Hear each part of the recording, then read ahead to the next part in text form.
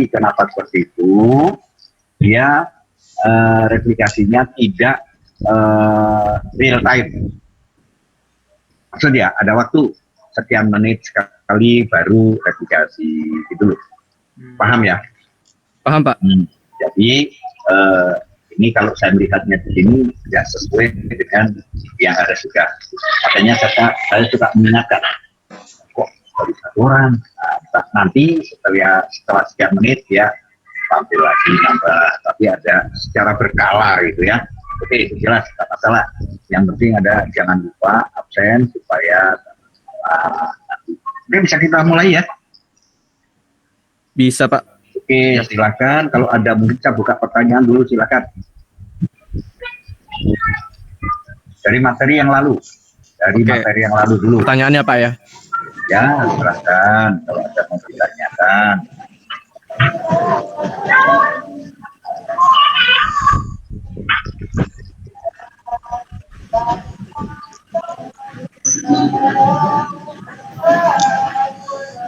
Bapak lebih nyaman menjelaskan ke Anda kalau ada pertanyaan daripada Bapak menyampaikan terus Anda mungkin tidak terlalu menerima penjelasan, tapi kalau saya ditanyakan ada ada jelaskan tahu, saya jelaskan caranya. Tapi kalau saya menjelaskan mungkin saja penjelasan saya kurang gitu, kurang detail. Tapi kalau saya ditanya, insya Allah sampai detail. Silakan yang mau tanya. Mungkin lebih kayak studi kasus gitu ya Pak ya, jadi enak. Oh ya, kalau Anda tanya ada seperti itu. Tapi ya saya mencoba untuk menjelaskan ada sejelas mungkin. Ini Pak, saya mau tanya nih Pak. Oke, boleh. Untuk proses bisnis itu sebetulnya sama nggak sih Pak kayak SOP? Nah, kalau SOP itu beda ya, bedanya apa? Mirip tapi ini beda. Kalau SOP itu satu pekerjaan, betul ya? Untuk mengerjakan suatu pekerjaan apa misalnya Anda, saya kasih contoh, ada banyak sudah kerja. Misalkan itu menghitung absen.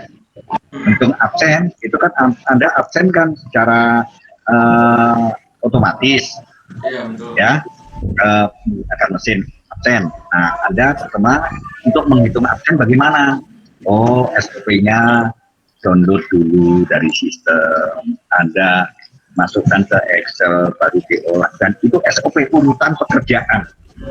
Itu hanya satu pekerjaan. Sedangkan kaitannya ini untuk proses bisnis adalah kumpulan dari proses yang ada di perusahaan. Jadi kumpulan dari SOP itu. Bedanya di situ. Jadi beda ya. Ini kalau SOP itu untuk setiap pekerjaan yang dilakukan, bagaimana mengerjakan pekerjaan itu, prosedurnya bagaimana, supaya tujuannya apa. Kalau yang mengerjakan itu berbeda, orangnya banyak, mereka seragam, semuanya mengerjakannya seragam, tidak ada yang berbeda. Apalagi tentang pelayanan, kalau yang mempunyai pasti banget siapa yang minum nggak nawar-nawarin. Oh, saya Pak, maaf. Keteh Pak. Ya udah, enggak ini kalau pelayanan nih yang mempunyai cabang banyak, contohnya perbankan, insurans, cabangnya itu di seluruh Indonesia, bahkan sampai ke tingkat kecamatan. Kalau pelayanan terhadap konsumen itu nggak seragam, bisa repot. Kok saya tanya di kantor cabang sana, tanggapannya seperti ini kok beda. Nah, ini digunakan SOP supaya penanganannya seragam. Itu contoh. Itu hanya satu pekerjaan. Nah, tapi kalau pekerjaan ini terkumpulan tuh. Proses bisnis adalah sekumpulan pekerjaan yang saling terkait satu dengan yang lain. Ada masalah untuk memberikan masalah tertentu. Contoh di perpustakaan ada SOP untuk pendaftaran anggota. bagaimana SOP-nya, petugasnya itu, oh ya, yang diserahkan itu apa kartu identitasnya, apa KTP atau kartu mahasiswa atau apa gitu ya. Serahkan misalkan menyerahkan kartu mahasiswa misalkan, waduh saya belum diambil di perpus. Oh, kalau kartu mahasiswa nggak ada maka KTP misalkan seperti itu kan. Akan seperti itu. Selanjutnya di entry dimasukkan datanya oleh petugas dan berikutnya sampai kartu mahasiswanya dicetak. Itu SOP satu pekerjaan. Kalau proses bisnis itu sekumpulan dari pekerjaan tadi, awalnya mendaftar, mencetak kartu, sekumpulan dari proses-proses itu.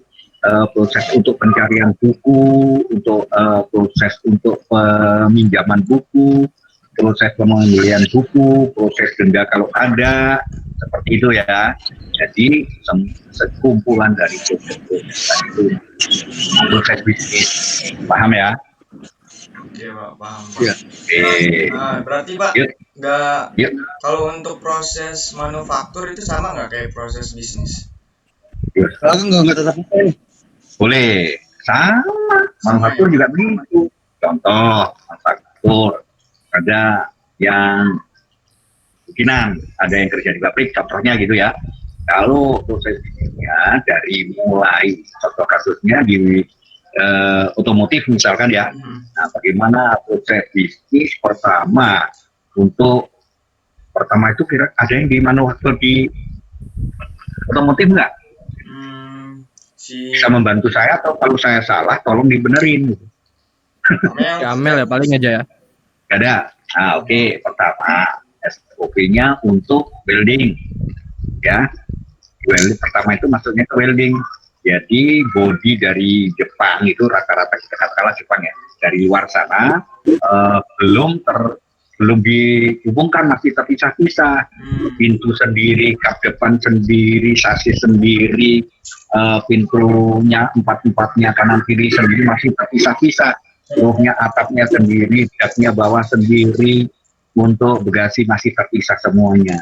Semuanya itu dihubungkan, dilaskan. Kalau di sana welding, nah masuk pertama welding. Sebelum ke welding itu kan dibuka dulu prosedurnya dari petinya. Nah itu buka peti, semua kan peti biasanya enggak satu mobil atau mobil build up sudah jadi, enggak. Biasanya dari luar itu ya pintu kanan depan semuanya. Kanan pintu kiri depan semuanya. Jadi satu paket itu seragam. Jadi memudahkan pengetakannya kan. Seragam gini-gini ya, di situ dibuka. Masuk ke welding. Nah, bagaimana cara SOP-nya, satu proses nih kan. SOP untuk pengelasan. Pertama, body dari sasis dulu, baru yang apa, yang mana, itu instruksi seperti itu SOP. Selanjutnya, proses bisnis kita lanjutkan. Ini dari salah satu SOP contohnya ya. Selanjutnya di proses bisnis berikutnya, setelah dilas, jadi mobilnya, bodinya jadi terhubung semuanya, kira-kira diapakan? Dicat Pak. Dicat, masuk ke painting. Nah, ada SOP untuk mengecat. Pertama apa? Itu body itu dari sana kan masih banyak peliputan oli-oli ya. Nah, pertama harus direndam di bahan kimia untuk menghilangkan karat ataupun oli-oli yang nempel, yang licin-licin. Kalau ada oli kan nggak nempel catnya. Selanjutnya, nah itu ada prosedurnya. Pertama, kedua, proses kedua itu kalau mobil, kalau ada perhatikan, kalau ada buka, ada masih sampai masuk-masuk, itu pengecatan mobil yang bagian pintu, contohnya pintu, itu kan ada rongga dalam kan ya? Iya Pak. Itu bagaimana ngecatnya ya? Disemprot, itu kan nggak kelihatan semuanya kan? Susah kan? Iya Pak. Itu ada metode pengecatan dengan dicelupkan tuh, dicelup, angkat, cuman catnya memang tidak kental, jadi nggak lebaran itu ya, seperti itu. Sudah Setelah itu keluarkan, baru dicat semprot. Nah, itu SO-nya untuk pengecatan ada satu. Nah, proses bisnis ini hubungan sama sekumpulan dari proses SOP tadi untuk welding, untuk painting, dari painting dan ke assembling, dirakitkan gitu. Nah, perakitan itu pertama yang kira-kira menurut Anda yang dipasang pertama itu apa sih kalau body udah jadi gitu? Kira-kira menurut Anda? Mesinnya, Pak. Mesin. Nah, kalau mesinnya dipasang duluan, itu kabel-kabel rem, kabel-kabelnya tuh gimana masangnya kalau udah ada mesinnya? Nah, jadi pertama dipasang kabel-kabel yang ada di dalam bodi mobil. Ada yang di bawah jok, ada di atas plafon untuk lampu segala macam kan. Jadi pertama dipasang. Nih jadi studi kasus tadi nanya kan, kalau saya jelasin nggak ditanya, saya nggak ngomong seperti itu. Iya. Gitu ya, jadi biasanya kalau saya ditanya itu. Nah, ini kabelnya dulu yang sebelah dalam itu dipasang. Nah, baru kabelnya yang tutup seperti itu, kabel sebelum dipasang, baru kalau itu engine-nya, mesinnya tadi, mesin dipasang. Nah, setelah itu kan mesin dipasang, itu nggak bisa, sudah nggak ganggu kan? Sudah nggak ganggu dari memasang engine, itu kabel-kabel sudah masuk, tinggal colok-colokin aja itu kabel-kabel yang lain dan seterusnya proses itu SOP. Nah, engine sendiri dari sana belum jadi mesin, jadi komponen semua tinggal pasang itu enggak. Bodi mesin engine-nya itu dipasang per komponen, dirakitnya di sini, engine-nya dari sana terpisah, ada piston, ada selah, ada apa, semuanya itu masih untuk pengereman segala macam masih terpisah-pisah. Nah, itu digabung di situ, di assembling, dirakit. Nah, itu baru masukkan ke bodi, sudah nggak ngalangin. Nah, kalau sudah itu baru rodanya ya, roda dipasang biar mudah, karena engine-nya sudah kan, mesinnya sudah pasang dan seterusnya sampai pemolesan. Itu proses ini seperti itu. Oke, kita perhatikan di yang pertama, komponen yang pertama proses bisnis. Perhatikan tadi ya, minggu lalu udah ada yang nanya ya Pak, ya Mas ya, ini ada as is system and to be system. Apa itu as is system? Sistem saat ini, sekarang sistem belum atau sudah terkomplementasi. Jadi kalau Anda mau membuat proses bisnis itu, Anda pelajarin dulu, Anda pahami, Anda pelajari ya, pelajari sistem yang sekarang berjalan. Sistem yang sekarang namanya sistem itu belum tentu yang sudah terkompensasi, bisa manual kan. Nah, itu makanya sistem yang saat ini berjalan, baik yang sudah terkompensasi ataupun belum, itu paham ya statement itu ya. Nah, tentu selanjutnya lebih sistem apa maksudnya, ini angan-angan sistem yang mau dibuat itu seperti apa. Nah, ini seperti itu langkahnya.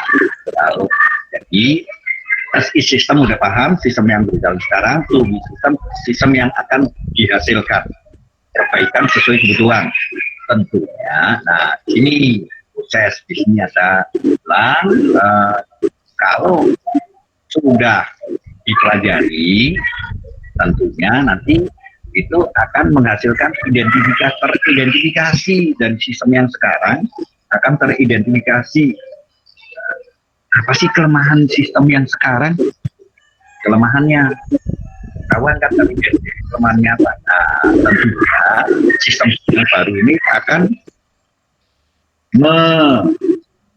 sebentar suara kaku ada ya, jelas sekali situ ya. Saya kecilin kalau gitu. Enggak apa-apa, saya enggak dengar ini. Oke. Nah, Mas ya, para saya nih ada. Oke. sudah berkurang. Selanjutnya akan teridentifikasi kelemahannya apa. Tentunya sistem yang baru itu kan menghilangkan kelemahan-kelemahan yang ada. Nah, tahap berikutnya itu setelah dipelajarin dan teridentifikasi, maka akan dianalisa.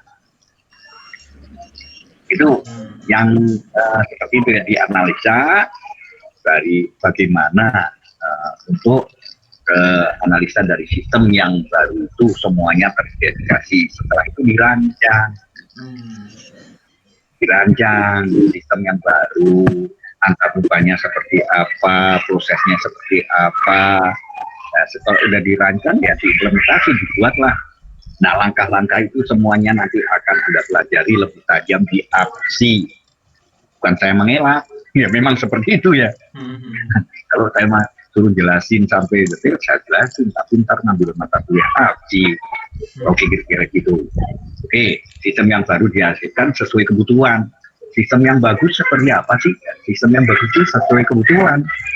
Sistem yang sesuai kebutuhan. Oke, kita lanjut. Tadi sudah ya. Berikutnya, proses bisnis. Nah, ini tadi perbedaannya. Sekumpulan dari kegiatan yang saling terkait dengan suatu masalah tertentu. Tentunya proses bisnis ini nantinya yang akan kita pelajari yang proses bisnis yang berbasis komputer ya.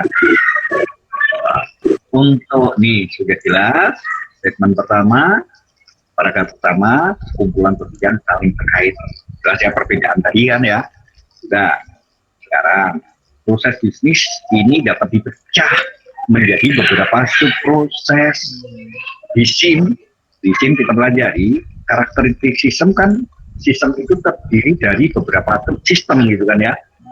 Nah ini maksudnya nih, suatu proses bisnis perusahaan itu bisa dibagi beberapa subproses. Contoh tadi di pabrikasi, di otomotif ada subproses dari welding. Welding itu subproses sendiri, satu subproses. Selanjutnya ke painting, pengecatan, itu subproses sendiri. Terus dilanjutkan ke assembling, perakitan, itu subproses sendiri. Langsung di terakhir dari setelah assembling ada kontrol, itu quality control, itu subproses sendiri. Nah, seperti itu contohnya ya, subproses. Yang masing-masing memiliki atribut sendiri. Nah, atributnya apa? Kok ada atribut? Kalau Anda belajar proses, itu pasti menggunakan suatu database kan? Betul ya, database terdiri dari beberapa tabel kan? Kumpulan dari tabel. Ya. Nah, tabel itu menyimpan atribut-atribut kan? Itu atributnya. Iya Pak, betul. Ya, atribut sendiri, tapi juga berkontribusi untuk mencapai tujuan dari suatu superprosesnya.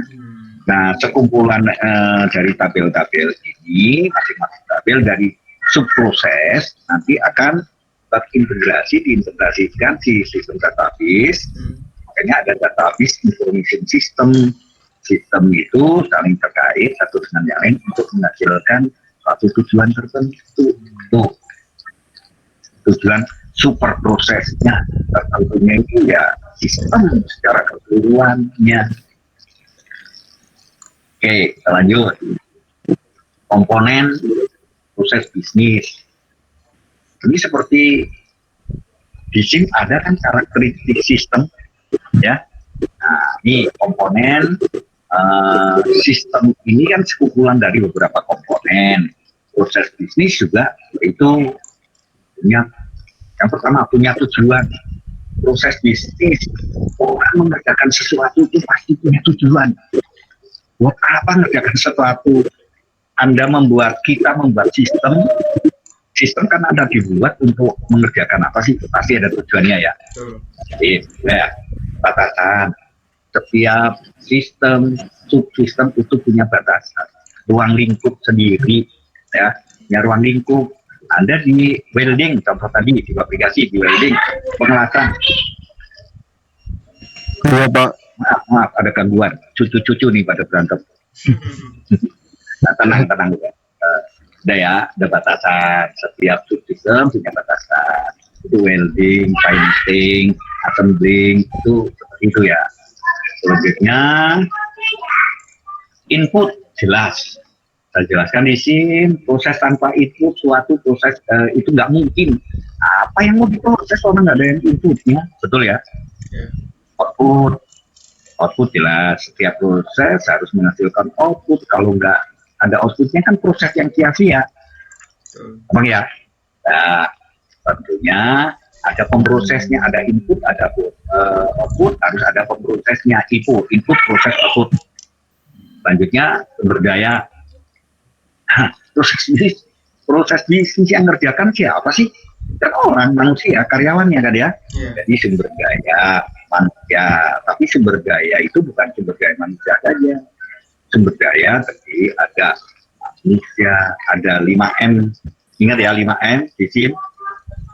Mesin, money, material, men, betul ya? Nah, itu sumber dayanya. Harus ada hardware-nya, harus ada software-nya, harus ada hardware software, harus ada database-nya, harus ada yang ngerjakan, harus ada uangnya untuk membeli hardware-nya. Nah, tentunya sumber daya itu urutan aktivitas. Nah, ini tadi urutan aktivitasnya dari apa? Oh, pertama welding. Sebelum di welding ada pembongkaran di gudang, itu pembongkaran peti-peti dan selanjutnya. Saya contoh dari welding aja ya, dari welding urutan. Setelah welding itu painting. Nah, di welding sendiri ada urutan mengerjakan aktivitasnya. Pertama apa sih? Pasang sasisnya, siapkan sasis, baru dihubungkan. Setelah itu rangka pasang, baru pasang pintunya, pasang kanan kirinya, pintu depan, belakang, baru kapnya, urutan prosesnya, paham ya? Paham, Pak. Nah, urutan proses itu kalau sudah dideskripsikan ada dari setiap subsistem welding ada urutannya. Untuk pengawasan itu urutannya ada. Begitu juga secara keseluruhan proses bisnis dari mulai welding, painting, assembling, controlling, kontrol, testing, itu urutannya seperti itu. Jelas, mempengaruhi lebih dari satu unit organisasi. Setiap komponen, setiap subsistem itu mempengaruhi lebih dari satu unit organisasi. Nah, contohnya di welding ini mempengaruhi kinerja dari painting. Kalau weldingnya terlambat, paintingnya pasti akan terlambat kan? Itu Iya, baru satu unit. Kalau painting terlambat, otomatis karena welding tadi terlambat, paintingnya juga terlambat, otomatis di assembly-nya juga nunggu kan. Nah, ini mempengaruhi satu organisasi. Nah, kalau ini fabrikasi. Nah, kalau untuk jasa kan beda, nggak seperti itu. Oh, kalau sini lambat akan lambat, tapi urutan seperti itu juga. Tapi kalau sini ada kesalahan administrasi, pasti meja berikutnya akan untuk, waduh ini kurang, ini salah dari sana, seperti itu. Itu mempengaruhi seperti itu. Kalau administrasi, misalkan perpanjangan SIM, satu, Anda daftar, setelah itu daftar dimasukkan ke daftar mempengaruhi satu organisasi, dilanjutkan ke bagian pembayaran. Nah, bagian pembayaran ini kalau belum diperiksa nggak akan mau membayar. Nah, setelah jadi itu akan mempengaruhi, setelah dibayar akan mempengaruhi cetakan, kalau yang 5 tahunan gitu, cetakan plat nomor gitu kan, dia akan mencetak, itu pengaruhnya seperti itu. Ya, berarti pengaruhnya lebih dari satu unit organisasi. Unit organisasi itu ya seksi-seksi Anda bekerja lah, di mana seksi apa, seksi di bagian SDM mungkin ada yang di SDM atau keuangan. SDM itu ada bagian administrasi, ada bagian untuk keserannya, penggajian sendiri, itu seksi-seksinya ya. Menghasilkan suatu nilai untuk stakeholder. Ujungnya kalau proses bisnis tadi terus mobilnya sudah jadi siap jual, nah itu kan pengaruhnya nilai stakeholder siapa sudah Anda pelajari di SIM ya. Stakeholdernya siapa? Orang yang punya kepentingan terhadap semua unit atau orang pribadi atau kelompok yang mempunyai kepentingan terhadap perusahaan kan. Oke, itu ya siap jual. Kalau dijual tinggal hitung aja margin keuntungannya mau dibuat berapa, menentukan harga pokok produksi. Wah, bilang ini masuk ke mata kuliah, satu mata kuliah sendiri itu menghasilkan, menghitung biaya dan untuk selisih marginnya itu mau diambil berapa, itulah nilai jual. Nah, semua itu nilai jual itu kan berharap menghasilkan keuntungan.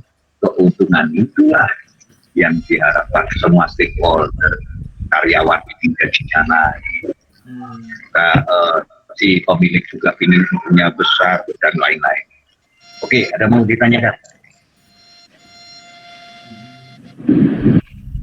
Nah, ini berikutnya karakteristik sistem. Sudah dipelajari di SIM ya. Gak usah saya jelaskan lah. Lewat aja ya. Saya kan biasa gitu, kalau saya bilang lewat. Kalau ada bilang iya, saya lewat. Karena saya berharap sudah paham. Tapi kalau ada yang gak jelas, boleh ditanyakan. Kok balik lagi ke itu? Ya apa? Enak aja, kita diskusinya seperti itu aja, nggak usah. Iya, betul Pak. Oke, kita lanjut atau jelasin satu-satu? Tadi kan udah saya singgung juga ya. Iya, lanjut aja Pak. Iya Pak, betul. Lanjut Pak. Oke, biar cepat ya. Oke, tujuan. Nah, ini sudah saya jelaskan. Semuanya tujuan apa sih? Proses harusnya punya tujuan. Di sini sudah saya jelaskan nggak? Untuk apa proses dikerjakan? Tapi berkaitan. Sekarang dekatkan dengan proses bisnis. Proses bisnis tujuan ini kita setiap program harus program itu kan proses ya,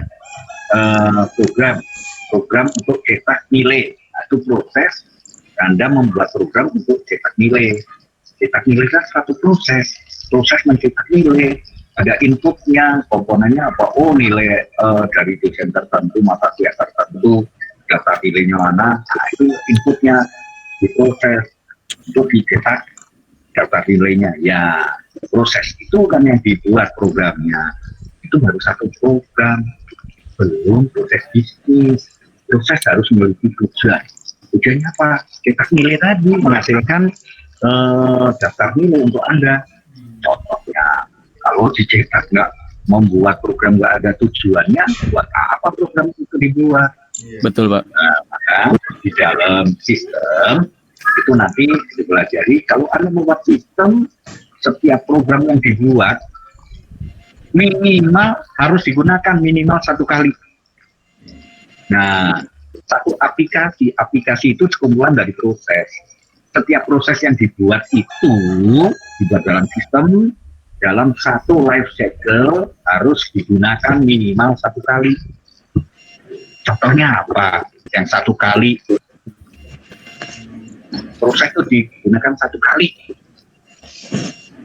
Sensus Pak. Misalkan, sensus penduduk 10 tahun lagi Pak. Oh gitu ya. Ya udah. Contoh di ini di perpustakaan yang sekali-kali digunakan itu ya apa? Kalau audit? Oh, audit boleh setahun sekali, satu life cycle gitu ya. Jadi minimal digunakan satu kali, yaitu untuk cetak minimal satu kali kan dalam satu life cycle. Contohnya kalau Anda sudah kerja, sudah kerja. Jadi untuk perhitungan absen, perhitungan gaji, itu setiap satu bulan digunakan satu kali. Life cycle untuk penggajian itu kan satu bulan sekali kan. Jadi satu kali proses bisnis menghitung gaji, cetak gaji. Cetak gaji itu kayak udah menghitung kan, download absen, hitung absen. Nah, program untuk hitung absen itu minimal dalam proses satu life cycle sistem itu sekali digunakan. Kalau nggak digunakan, berarti ya itu kerjaan yang sia-sia. Kenapa sudah dibuat nggak dipakai? Iya Pak. Minimal sekali. Ya. Kalau itu selanjutnya ya jelas. Atau untuk apa proses itu dikerjakan jelas sekali. Oh ya, diperkoskan untuk mitra satu anggota. Oh, untuk peminjaman, untuk pengembalian, jelas banget itu tujuannya harus ada. Kita lanjut. Boundary batasan, skop, ruang lingkup proses harus terdefinisi dengan jelas. Proses itu harus terdefinisi dengan jelas. Batasannya ada. Ini di sini udah saya jelasin nih. Mau saya lanjutin jelas atau mau lewat aja nih? Lanjut juga Nah, apa? lanjut aja dulu Pak. Skip. Oh lanjut. Ya. Oke. Kalau ada yang Input proses output jelas ya. IPO ini masih hangat lah, udah Iya, baru Pak. semester lalu. Jelas ya. Pak. Iya. Karena ini 2 pertemuan ini saya jelasin biar cukup waktunya ya. Ini jelas banget sudah. Output sudah jelas. Tapi kalau ada yang nggak jelas langsung Pak ulang tolong jelaskan kembali yang ini gitu ya. Iya, Pak. Jangan Siap. malu-malu. Oke, terus sumber daya. Nah, tadi sudah saya jelaskan juga di atas ada sumber daya itu bukan SDM saja, ya manusia, ya perangkat keras, perangkat lunak, perangkat komunikasi, data. Udah jelas ini ya. Ya Pak. Nah, jelas. Kita lanjut urutan aktivitas tadi itu digambarkan A1, A2, A3, A4, A5, dan itu nggak boleh. Urutan proses itu nggak boleh dilewatin. Contoh di otomotif tadi urutannya itu pertama welding, painting baru assembling, ya nggak mungkin lah dari welding langsung ke assembling belum dicat tuh gitu kan. Iya. Gampang ya. Nah, gambaran gitu harus urut. Pak. Suatu Sorry, Pak. proses ini harus Pak. terdiri dari aktivitas yang berurut sesuai waktu dan ruangnya. Nah, tergantung ya waktunya di mana. Welding waktunya ada di awal, ruangannya terpisah gitu kan ya. Waktu dan ruangnya. Bahkan memiliki SOP. Tadi sudah ditanyakan bagaimana di aktivitas pertama itu welding, urutan pertama, urutan prosesnya seperti apa. Nah, di welding sendiri kan subsistem tadi ada urutannya tersendiri gitu ya. Bagi kalau pintu belum bisa dipasang kalau bodinya belum dipasang. Iya. Atau kalau bangunan rumah mau masang genteng nggak mungkin kalau temboknya belum dipasang. Tapi pintunya bisa dibikin duluan nggak? Bikin duluan sih bisa Pak. Bisa, Pak, bisa. Kan? Walaupun pondasinya belum dipasang, pintunya kan udah bisa dibikin gitu kan ya. Iya. Iya. Nah itu contohnya ada urutan. Jadi ada skala prioritasnya. Saya pikir ini urutan jelas. Pak. Yuk. Ini apa bedanya Pak antara SOP dengan instruksi kerja? Nah, ya SOP itu urutannya. Instruksi kerja itu lebih detail, paling detail. Kalau ada yang kantornya menggunakan ISO nggak? Ada Pak, saya. Ada, oke. Ada Pak, ya. Di ISO itu ada SOP-nya kan? Ya. SOP, oh berarti urutan kerjanya. Tapi sekarang kalau sudah masuk untuk yang kerja di server misalkan, bagaimana misalkan urutan untuk mematikan sistem server itu kan harus ada adminnya kan. Betul. Nah, admin itu untuk biasanya pengalaman saya di password itu masuknya ke instruksi kerja, nggak bisa di IK itu, nggak bisa dimasukkan ke LV. Masuk password di obral itu, ya kan? Iya Pak. Dia bisa di instruksi kerja itu beda, lebih detail lagi, lebih dalam. Kalau ada IK itu untuk kerja, kalau ada yang sifatnya agak yaitu rahasia itu di instruksi kerja. Seperti itu.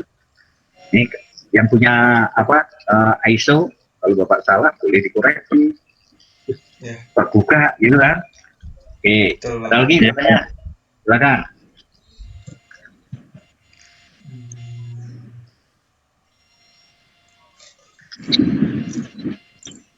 Jadi ya, kalau nggak ada pertanyaan kita lanjut. Lanjut Pak. Dari tadi setelah urutan aktivitas ya, melibatkan mempengaruhi lebih dari satu unit organisasi. Proses bisnis itu saya katakan tadi melibatkan lebih dari satu organisasi. Di aplikasi tadi, organisasi unitnya pertama unit value, unit painting, unit assembling, unit controlling, unit testing, seperti itu kan. Nah, itu kan melibatkan beberapa unit ya, suatu proses melibatkan unit-unit terkait yang saling bersama, berinteraksi untuk mencapai tujuan. Itu jelas saya rasa ya. Oke, selanjutnya itu contoh activity diagram. Nah, apa sih activity diagram ini? Adalah salah satu diagram di dalam UML. Ini apa itu UML? UML adalah salah satu alat atau tools untuk pengembangan sistem. Nah, salah satu memang alatnya ada banyak, ada beberapa. UML itu untuk pengembangan, analisa dan perancangan sistem, untuk pengembangan sistem yang terbarukan, yang terbaru lah boleh dibilang itu ya. Sekarang ini ada yang lain adalah data flow diagram. Data flow diagram itu biasanya digunakan, merupakan alat bantu juga yang digunakan untuk pengembangan sistem yang masih terstruktur pendekatannya. Kalau UML sudah objek oriented gitu ya. Iya Pak, betul. Nah, ini akan kasih contoh diagramnya. Di diagram untuk UML, activity diagram, ada diagram yang lain, ada use case diagram, ada activity diagram, dan kita aktivitas dari prosesnya seperti apa. Contoh nih ada kaitannya proses dari bagian gudang terkait dengan bagian supplier. Nah, kita cerita mau beli barang nih. Nah, aktivitinya nih bagian gudang, yang tahu, yang perlu barang itu kan bagian gudang, yang tahu kondisi di gudang, mana yang sudah berkurang, mana cukup, mana yang harus dibeli. Nah, permintaan itu dari gudang disampaikan ke bagian pembelian. Bagian gudang memberikan informasi data barang yang akan dipesan. Nah, sudah itu bagian pembelian terima informasi itu, buat SPP surat permintaan pengadaan ke mana, ke supplier. Dibuatkan sono SPP-nya diterima supplier intinya langsung kirim barang lah. Ya nggak mungkin ya untuk supplier kita nggak mau tahu kan gimana ngerjakannya ya. Pokoknya kita dikirim barang dengan fakturnya, terima faktur dan barang itu barang dikirim ke gudang. Nah, di sana tentunya di gudang akan diperiksa sesuai dengan orderan atau enggak, pengiriman sesuai enggak, jumlahnya, barangnya bagus enggak, ada yang rusak atau enggak, buat SPBG ya, surat penunjukan barang yang diterimanya ke. Nah, setelah itu barang tanda tangan, kalau ada yang rusak ya dibuatkan itu, dilaporkan, bagian disampaikan ke bagian pembelian, karena ditandatangani, diterima, dikirim ke supplier, diterima, kalau nggak ada masalah, semua baik, nggak ada yang not good. Konfirmasi pembayaran, mau dibayar pakai apa, mau dibayarnya cash atau transfer atau bagaimana, itu ke bagian pembelian. Jangan terima, lakukan pembayaran setelah dikonfirmasi. Konfirmasinya ini bisa by phone, bisa by mail, bisa bagi media yang lain ya. Lalu dikonfirmasi, gimana nih? Oh ya, lakukan pembayaran. Di supplier terima pembayaran, setelah tanda terima, kwitansi dikirim ke bagian pembelian. Itu contoh dari activity diagram. Ini kemarin ada yang tanya, Pak itu sama nggak dengan DFD? Bukan, ini beda. Activity itu kan UML, DFD ada di tool tersendiri, yaitu untuk pendekatan terstruktur. Ini pendekatannya objek oriented. Silahkan kalau ada yang ditanyakan.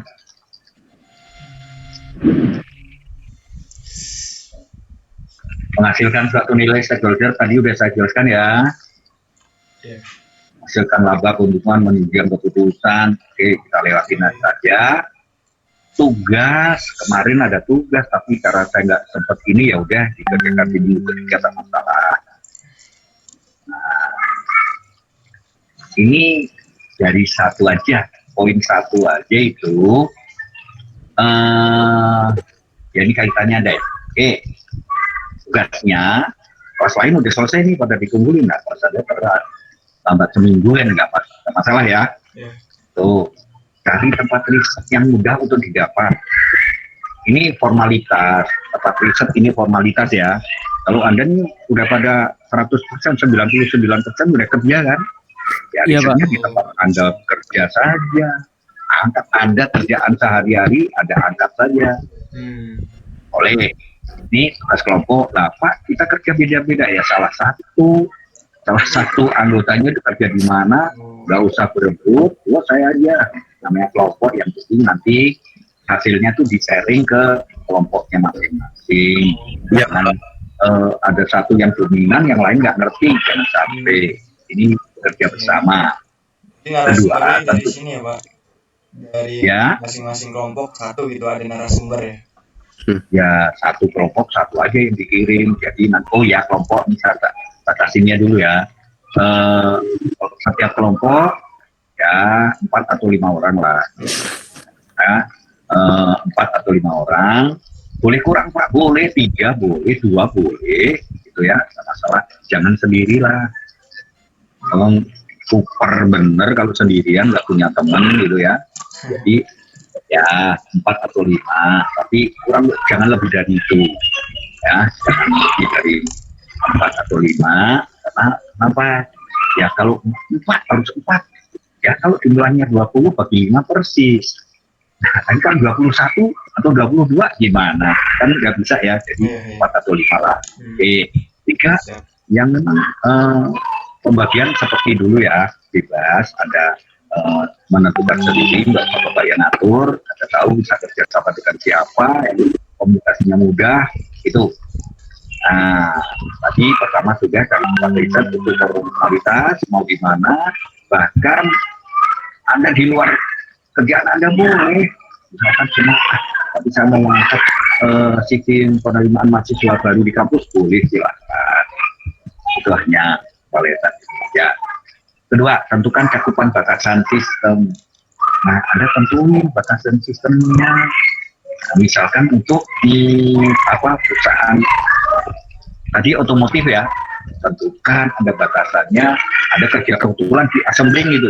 Nah, sudah batasan hanya terbatas pada perakitan saja, enggak masuk. Nah, pokoknya Anda sudah dapat nanti urusan harganya, didapatkan inputnya itu dapat dari painting, kemudian sudah dicat, itu kan, itu batasan masalah kan gitu. Itu tentukan cakupan batasan sistemnya. Setelah itu buatlah proses bisnis dari judul Mas nanti. Ada kan buat judulnya apa? Oh, pekerjaan perakitan mobil merek apa gitu kan. Ini tentukan batasannya sudah ditentukan tadi, tinggal buatlah proses bisnisnya. Perakitan itu apa sih yang pertama dipasang? Misalkan contoh tadi, kabel, pemasangan kabel bagaimana proses. Nah, ini kan untuk proses itu kan kekumpulan dari proses. Setelah diproses pemasangan kabel, kebetulan dipasang apanya? Oh, engine. Oh, itu pemasang engine bagaimana? Selanjutnya seperti itu. Dalam bentuk narasi, ada ditulis dalam bentuk cerita, nggak usah dalam bentuk kelas diagram atau diagram activity atau apa, nggak usah, tertulis saja bentuk narasi cerita pertama apa dilakukan, cara mengerjakan bagaimana gitu ya. Sudah, kalau sudah seperti itu dalam bentuk narasi, kumpulkan di pertemuan berikutnya. Saya ingatkan, saat mengirim email, tolong identitas dari setiap kelompok jelas. Iya Pak. Kelompoknya ya, kelas, NPM setiap anggota dan namanya. Kelas jangan lupa, 3 itu identitasnya, 3 ya, kelas, karena yang saya periksa kan ada kelas pagi, kelas malam, kelas A, kelas B gitu kan. Nah kalau kelas A cepet kan, tinggal nyari NPM dan nama itu sebagai kontrol. Pokok mahasiswa sekian, namanya siapa? Iya bener. Kalau hanya namanya, saya kesulitan mencari. Nama itu kan acak. Saya mencarinya kan susah. Kalau pakai nomornya itu urut, gampang. Kalau ketemu nomor sekian, orangnya bener nggak? Karena ada kemarin itu yang NPM-nya salah. Kok nggak sama, mirip sih, cuman salah. Nah, itu kan dikontrol. Nah, saya ketemu NPM-nya sekian, kok namanya beda. Nah, ini ada sesuatu kan? Akhirnya saya cari nama yang lain. Nama yang itu, ternyata NPM-nya mirip. Nah, seperti itu mirip banget. 19 sama 119 misalkan. Nah, itu di beda. Nah, itu seperti itu. Jadi, 3 identitas dari kelompoknya, kelas, NPM dan nama tiap anggotanya. Oke, dari tugas ada yang mau ditanyakan? Dikumpulinnya kapan, Pak? Biasa, seminggu setelah kumpulin, besok juga boleh. Ya. Kalau udah selesai besok boleh, lusa boleh, paling lambat biasakan. Udah biasa, udah tahu kan, seminggu lah. Nah, nanti bagi yang sudah mengumpulkan kelompoknya akan dibalas pasti seperti biasa kan, dibalas sama nanti dibalas oleh password email yang sudah masuk seperti yang tugas kemarin pertama ada kan balasannya kan? Ada Pak, ada. Ya seperti itu, yang balasannya oke memenuhi persyaratan, bukan oke sudah diproses. Tapi kalau ada yang kurang, misalkan identitasnya kurang kan Bapak kasih peringatan, tolong datang lengkap identitasnya, NPM, nama dan kelas. Kalau ada yang tidak aneh-aneh, kemarin ada satu orang yang tugas Anda nggak diproses karena bla bla bla bla bla. Yang dapat seperti itu silahkan kirim ulang kalau di kelas ini. Kemudian orangnya nggak catat gitu, karena udah kasihkan proses saja. Proses dinilai, masukin nilainya. Seperti itu. Silahkan ada yang mau ditanyakan?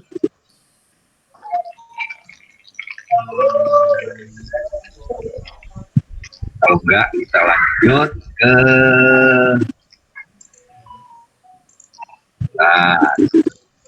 materi yang hari ini. Bapak, maaf Yuk. mau tanya. Ya. Kedengaran nggak suaranya? Kenapa? Kedengaran aja. Kedengaran, jelas kok. Silakan, ada tanya apa? Kalau misalnya dalam bisnis itu perlu konsultan bisnis gitu nggak sih Pak? Itu konsultan. Ya, kalau memang pertanyaannya bagus nih, bagus pertanyaan. Belum pernah ditanyakan oleh yang lain nih. Nah, perlu dan tidaknya tergantung kondisi perusahaan. Kalau memang perusahaan itu mempunyai tenaga-tenaga yang bisa mengerjakan, mumpuni mengerjakan masalah itu, kenapa mesti pakai konsultan? Konsultan itu kan bayar, biayanya nggak kecil loh konsultan. Jadi tergantung. Kalau diperlukan karena perusahaan itu tidak mempunyai tenaga atau tidak mempunyai waktu para karyawannya, boleh pakai konsultan. Tapi sebaiknya tidak menggunakan konsultan kalau memang karyawannya ada waktu. Nah, saya tanya sekarang, contohnya ini menarik nih, konsultan yang tahu kerjaan itu kan karyawan sih, itu kenapa pakai konsultan? Ya kan nanya kan, gimana ngerjainnya? Ini cerita dulu kitanya ke mereka, baru dia nyusun kan, nurusin narasinya, Nah, konsultannya itu sebatas membuat dokumennya, betul kan? Kalau soal pekerjaan, dia nanya ke karyawan ke kita, saya pernah punya pengalaman saat membuat untuk mengajukan ISO itu seperti itu. Nah, kita pakai konsultan, ternyata semuanya kita yang ngerjain.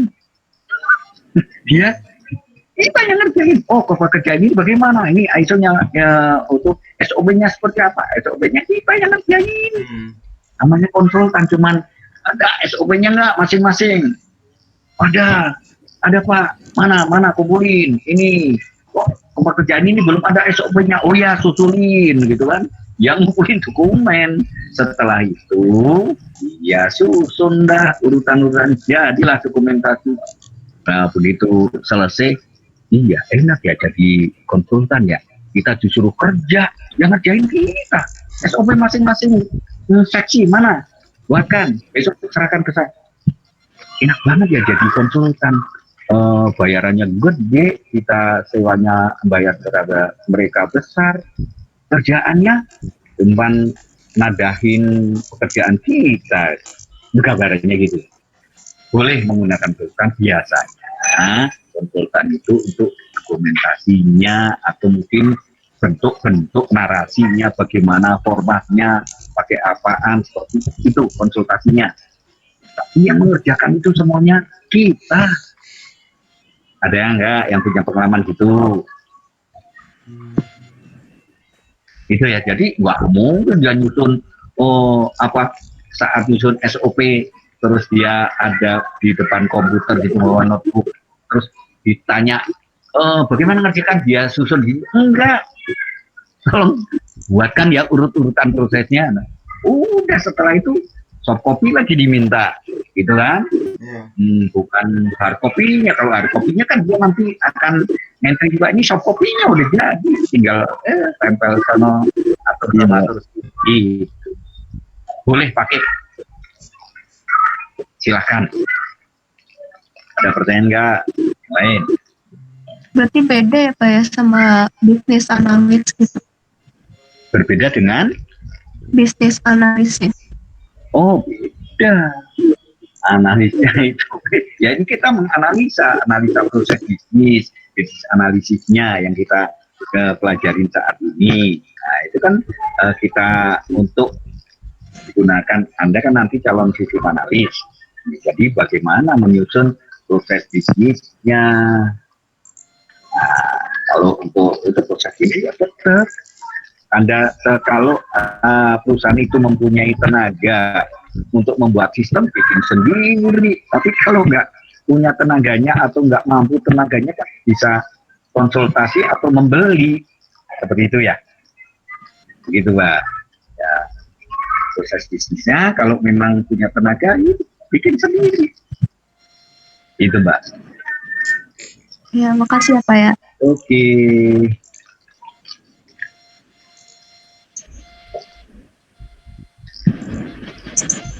Kalau nggak ada pertanyaan lagi, kita lanjut ke materi yang baru.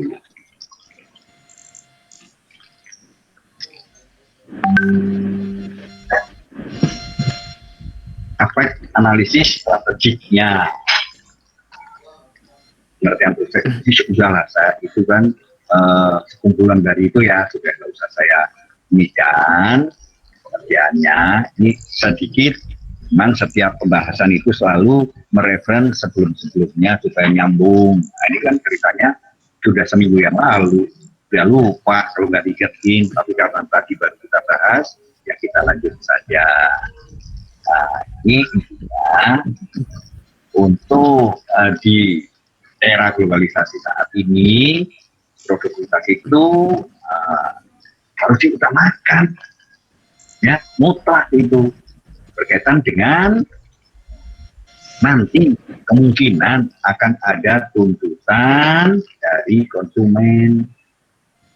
Tuntutan dari mana? Mungkin dari kualitas produknya, dari layanannya, yang saat ini dituntut semakin tinggi pelayanan purna jual. Kalau produk itu harus semakin tinggi tuntutannya apa? Kalau bisa di setiap daerah ada service centernya untuk produk elektronik misalkan, itu ya. Jadi ya dapat komplain dari konsumennya gampang di mana-mana ada. Nah, saat ini konsumen itu bisa mendapatkan produk barang atau produk jasa dengan kualitas yang memenuhi standar mereka. Mereka itu siapa? Konsumen. Juga gambar saya nggak begitu jelas, nggak apa-apa, nggak masalah ya. Kalau perlu saya matiin aja. Sudah kenal saya ini, ya, tapi biarilah bayang-bayang. Nah, sementara tapi fenomenanya tidak bisa dihindari. Tingkat persaingan yang saat ini makin tinggi, persaingan makin ketat, maka setiap usaha bisnis atau perusahaan harus mempunyai sistem yang baik, yang handal. Maksudnya sistem yang tinggi, sistem komputerisasi untuk pelayanan tadi. Makin banyak muncul bisnis baru dengan fitur yang sangat bervariasi. Dan ini dampaknya pihak manajemen harus tampil dengan gaya inovasi yang tinggi, mulanya yang efektif sehingga potensi daya saing bukan daya siang ya, daya saing tinggi. Kalau punya sistem yang bagus, ada komplain, iya dari mana? Oh iya itu ini. Kalau misalkan kalau di perbankan pelayanan pasti ditanya, nama akunnya berapa? Namanya siapa? Nama ibu Anda siapa? Pelayanan. Kenapa sih nanya-nanya ibu saya segala? Nah, kira-kira kalau Anda itu di kaitan dengan sistem sekarang, pertanyaan saya ini, kenapa nasabah bank itu kalau ada komplain atau apa yang konsultasi dengan pihak bank ditanya nama ibu kandungnya, kira-kira apa? Mungkin salah satunya keamanan kali Pak. Nah, keamanan. Kenapa? Ya, emang untuk keamanan. Tapi kenapa kok ibunya bukan bapaknya itu ditanya? Mungkin orang terdekat, Pak. Ya terdekat. Kalau saya itu orang terdekat bukan orang tuanya. Saya tinggal di Depok sini, orang tuanya saya sudah almarhum. Tetangga saya paling dekat situ atau keluarga saya. Kenapa enggak mereka yang ditanya? Oh ibunya gitu. Mungkin lahirin, ya. Oh yang lahirin iyalah ibunya. Pasti ibunya. Kenapa kok enggak bapaknya gitu? Udah, saya singkatin kenapa enggak bapaknya yang ditanyain. Ya juga sih ya. Ya, kenapa kan? Terdekat juga, bapak ibunya dekat kan? Iya. Oh, ibunya udah meninggal, bapaknya udah meninggal, nggak masalah. Pasti nama ibunya. Kenapa kok? Ya.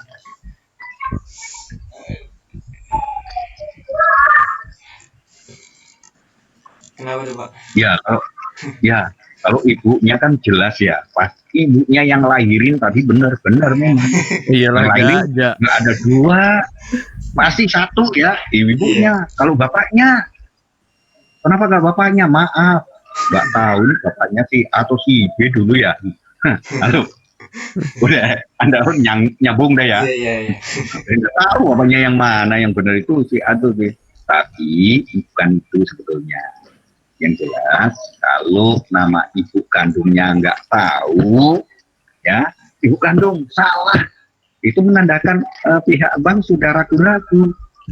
Ini yang bersangkutan nggak sih nama ibunya mosok nggak tahu gitu loh.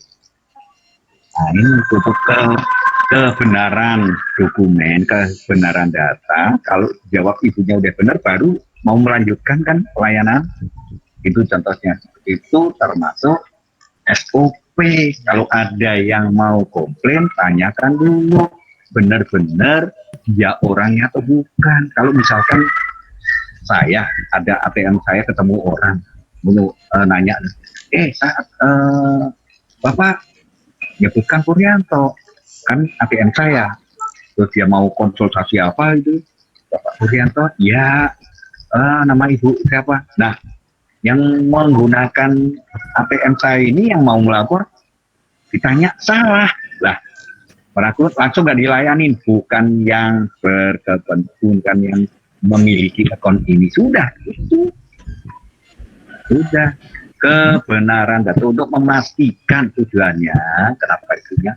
Untuk memastikan kebenaran dia orang yang bertanggung jawab atau bukan, orang benar-benar nasabahnya atau bukan. Itu aja. Kenapa kok orang tua waktunya ya? Kebangetan kalau nggak tahu itunya. Kalau salah ya, ini orang bukan yang mempunyai akun ini. Sudah nggak dilayanin pasti. Oke. Kita lanjut. Untungnya sangat selanjutnya kepuasan pelanggan ini sebetulnya menjadi kunci keberhasilan dari bisnis. Kota pembeli adalah raja gitu ya. Pembeli adalah raja. Benar gak sih? Benar, Pak. Contoh, saya ngajar di Tani Saleh itu sudah dari tahun 2094 ya. Dulu belum pakai infokus itu, masih pakai proyektor. Mana proyektornya dulu belum di tiap kelas, masih terbatas. Ada yang gunakan atau ada yang enggak. Alhamdulillah saya selalu dari awal ajar saya sudah menggunakan transparan, menggunakan proyektor. Nah itu disimpannya di mana? Di ruang BAK. Proyektor dulu masih barang mahal, proyektor itu harus disimpan di tempat yang aman.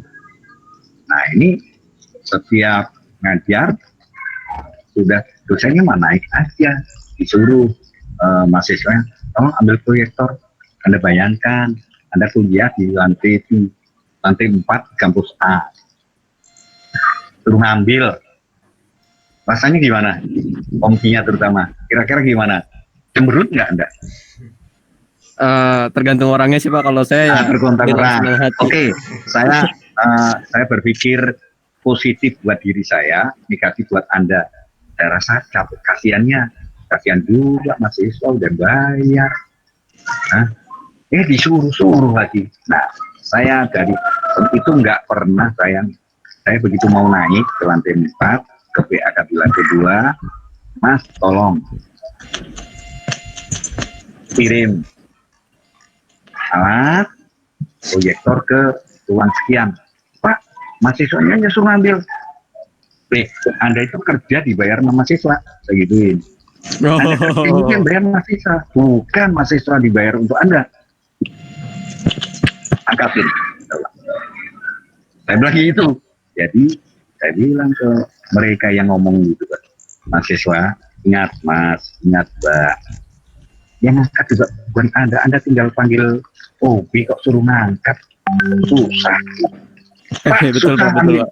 Iya, saya bilang, Pak, susah nyariin OB. Loh, Anda punya SOP kan? OB itu setiap jam kuliah wajib siap di sini. Kalau nggak siap di sini, salah aturannya. Atur seperti itu. Pokoknya saya nggak mau tahu, harus itu sampai sana. Terserah mau kamu angkatin sendiri atau mau nyuruh siapa, terserah. Yang penting jangan nyuruh mahasiswa saya. Itu kan. Ingat, Anda konsumen adalah raja, pembeli adalah raja. Pembelinya di sini di kampus ini adalah mahasiswa. Iya. Dan seperti itu, maka sampai mungkin tadi bilang saya kurang nggak ada spidol aja sebentar ya, saya ambil spidol apa seperti itu. Saya nggak pernah nyuruh, contohnya itu. Di sinilah kepuasan pelanggan satu hal yang menjadi kunci. Nah, kalau Anda itu, wah, enak ya kalau kayak gini. Mahasiswa saya susah itu suruh ngambilin info. Wah, capek juga, lantai 4 ngambilin 2. Kembali pun, nah itu aturannya kembali. Itu setelah ngajar, mahasiswanya suruh ngembaliin ke BAK. Kalau saya ngajar, enggak, tinggal. Biar dia ngambil. Saya bilang itu. Itu proyektor di ruang sekian, silahkan ambil. Itu biarin aja orang kita. Kamu yang dibayar mahasiswa kok. Ngomong sama saya. Akhirnya malah saya menjadi berikutnya setelah saya bersikap itu, kita ada rapat-rapat, saya sampaikan menjadi budaya berikutnya ke sini. Kalau mau inovatif, mau nerima saran, kritikan seperti itu. Jangan seperti maaf DPR sama presiden kita sekarang cuma kritik malah lari. Sorry. Kita lanjut. Itu ya.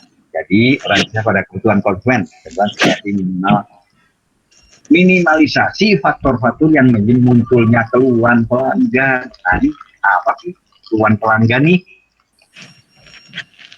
Bapak bisa jelaskan, tolong bantu Bapak nih. Keluhan pelanggan ini, nggak usah banyak-banyak.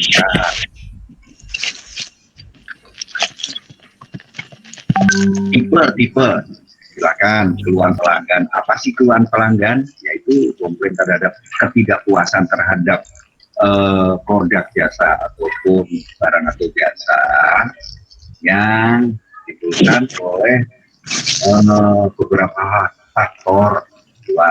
Faktor apa saja? Coba silakan. Faktor yang mempengaruhi keluhan daripada pelanggan apa saja?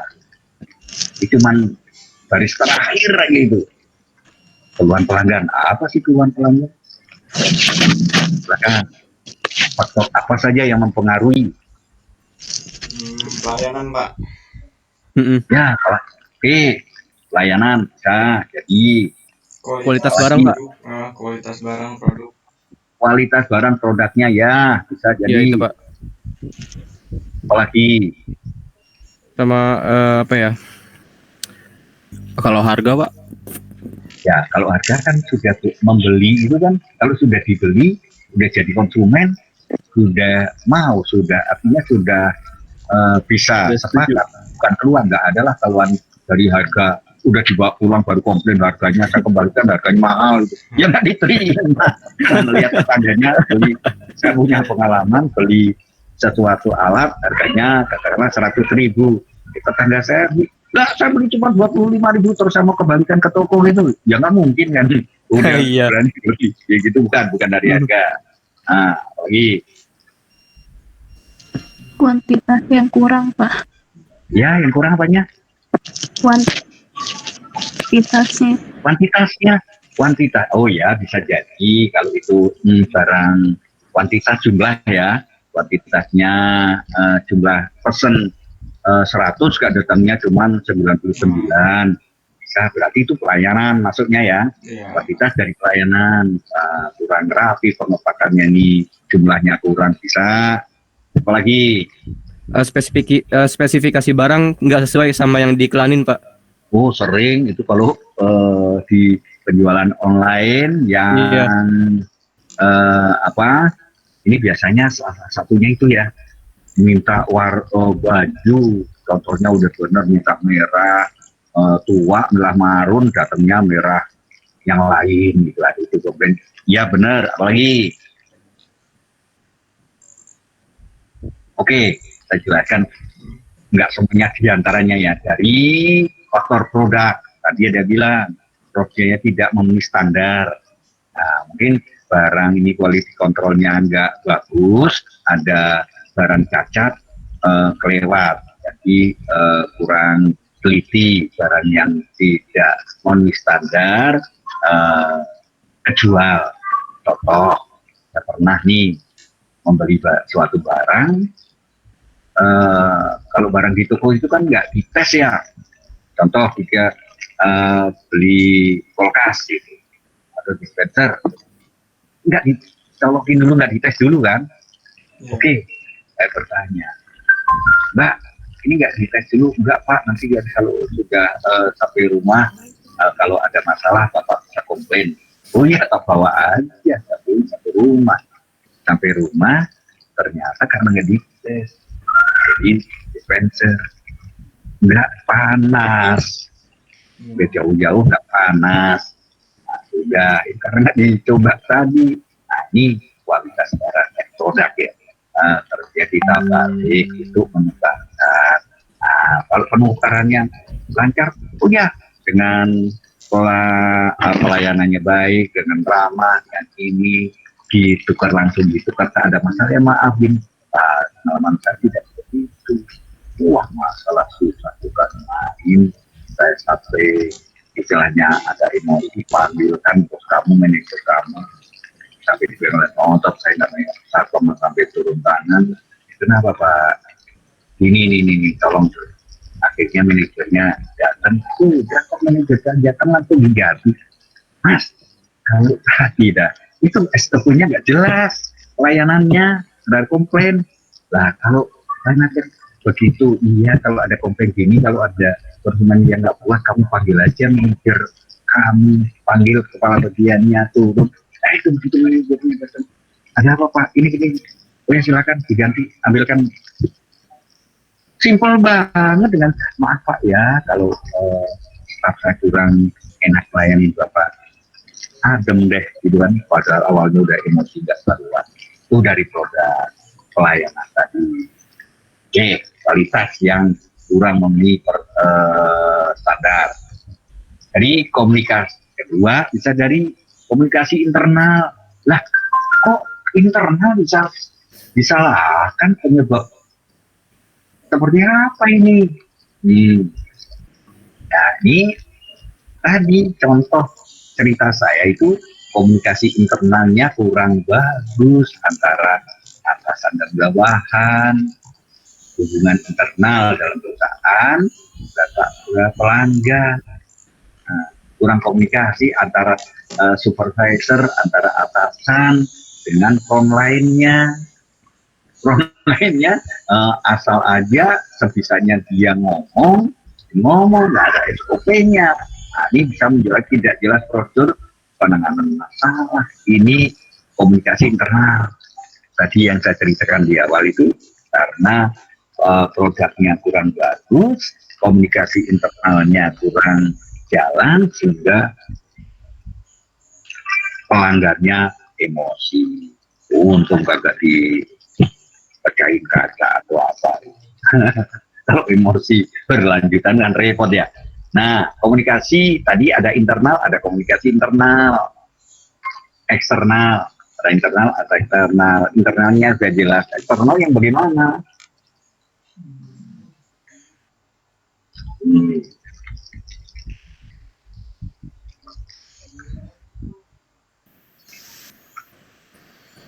Ya, ini komunikasi eksternal.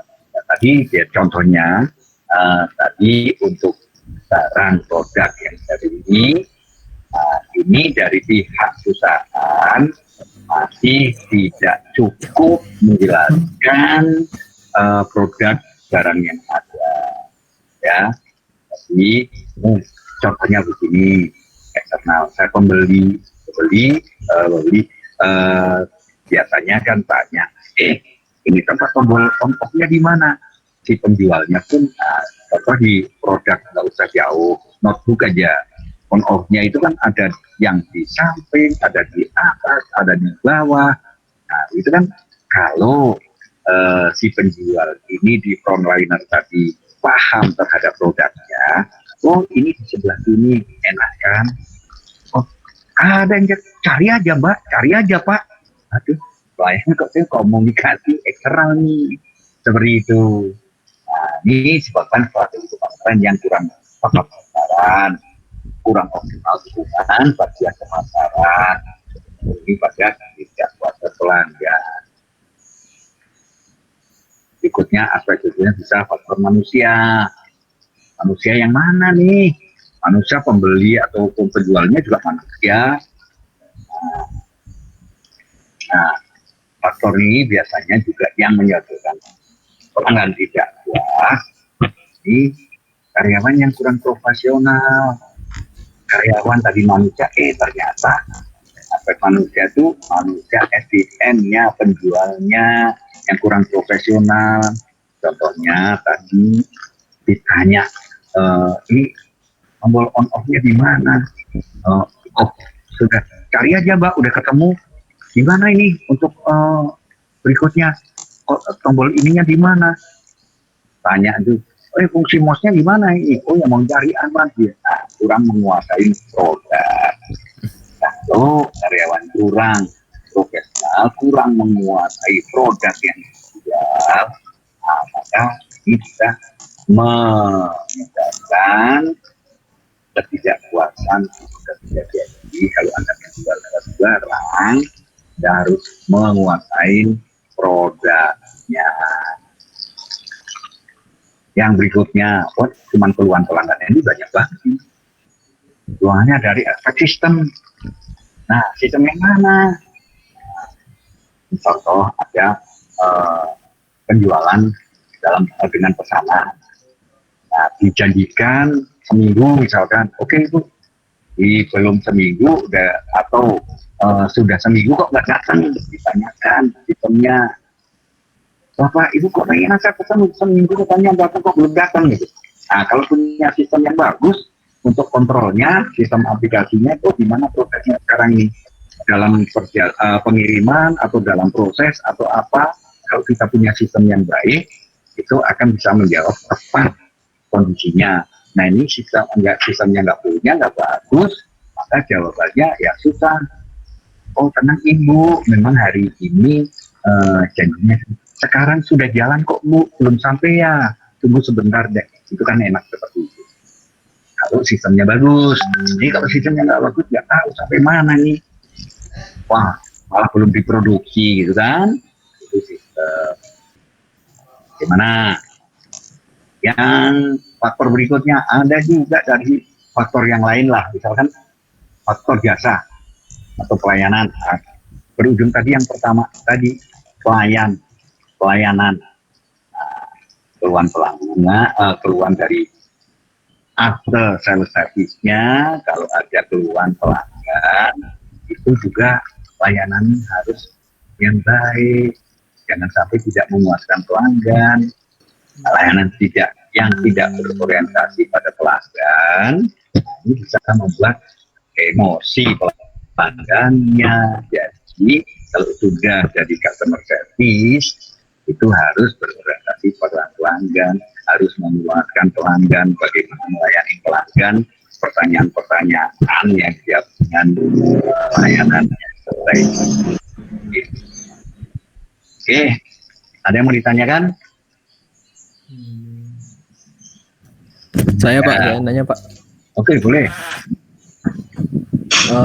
Kalau faktor gede kecilnya bisnis itu ngaruh nggak sih Pak ke pelayanannya? Menarik juga nih, besar kecilnya. Dari pelayanan, mau usaha kecil, menengah, besar, tetap pelayanan harus excellent. Ya, harus baik.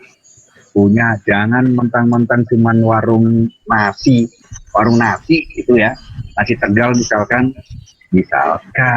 ini ada sampai beli bungkus sampai rumah, katakanlah ada kecoa ngikut.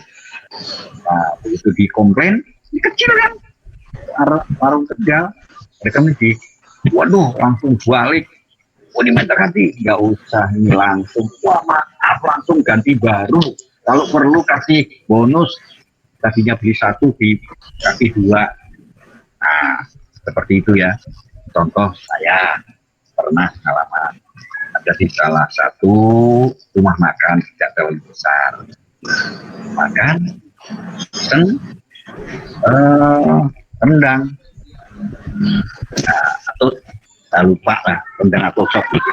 Ternyata sopnya itu dagingnya alot, keras. Saya panggil pelayannya, Mas, ini kenapa ini? Terus manajernya nanya, langsung datang, ya apa kan dia? Iya, saya ini kenapa alot? Oh bukan, sorry, keliru.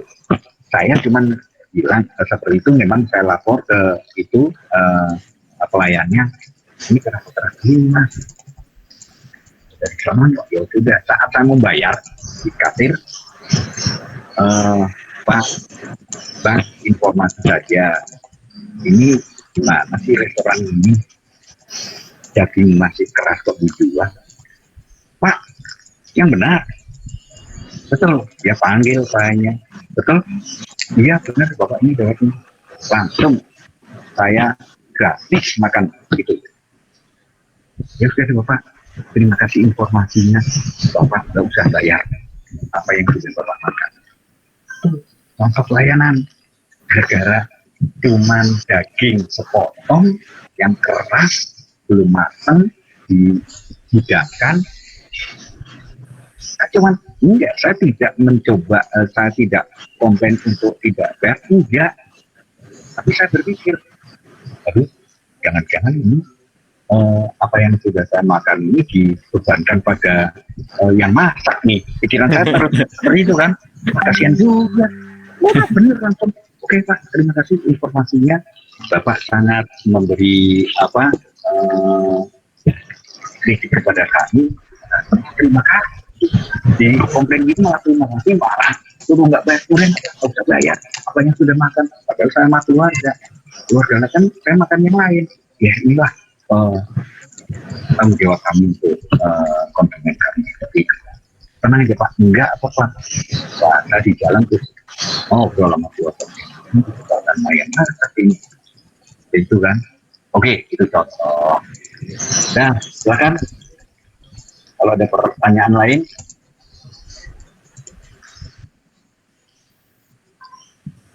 itu faktor yang penjelasan saya dari halaman berikutnya perlu perhatikan karena keluhan pelanggar 12 sampai bawah itu sebetulnya sudah saya rangkum tadi ya. Oke, kita lanjut berikutnya. Lanjut lagi, identifikasi value chain proses bisnis. Nah, ini kembali seperti tadi nih value chain-nya. Value chain itu apa sih?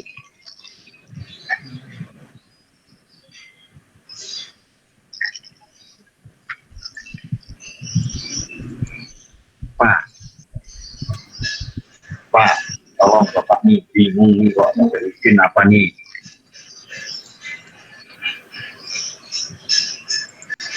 Value chain ya Pak ya? Iya, saya kok bingung value chain itu apa sih?